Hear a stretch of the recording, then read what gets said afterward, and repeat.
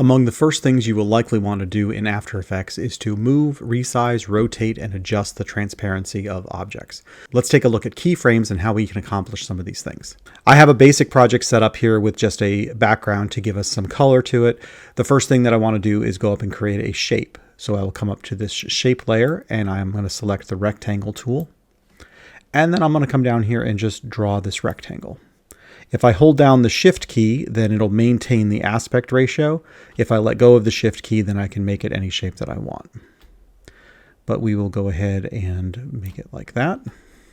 And now you can see that I have a shape layer added here down at the bottom.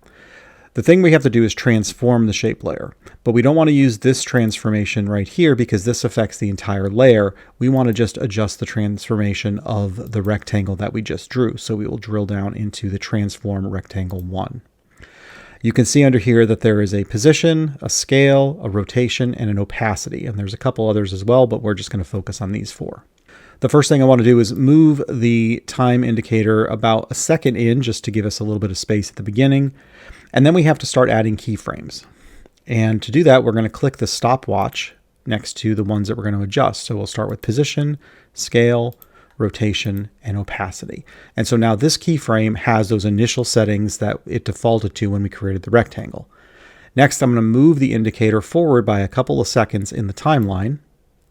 And then we can start making all of our changes. And to do this, first thing I'm going to do is go to the selection tool so that I can click on my rectangle, and first I will move it to where I want it. I'll put it over here, and you'll notice that it added a keyframe to represent that movement.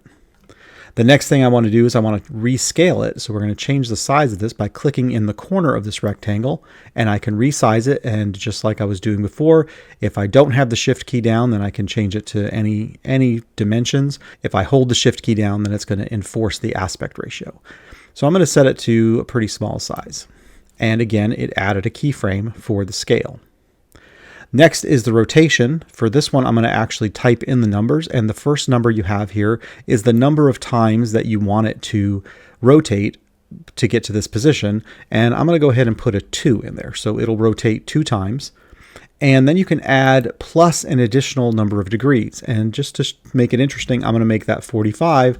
And you can see that it is now rotated 45 degrees. It's actually rotated 2 times plus 45 degrees from what it was before.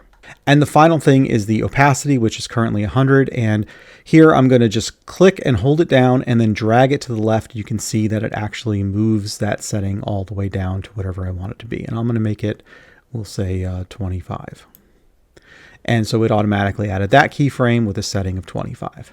I'm going to move the indicator all the way back to the beginning, and then I will hit the space bar to play this composition. And you'll be able to see we have our movement, we have our rescaling, we have our rotation, and we have our change in opacity. I hope this helps. Like and subscribe if you did find this helpful, and let me know in the comments if you have any additional questions.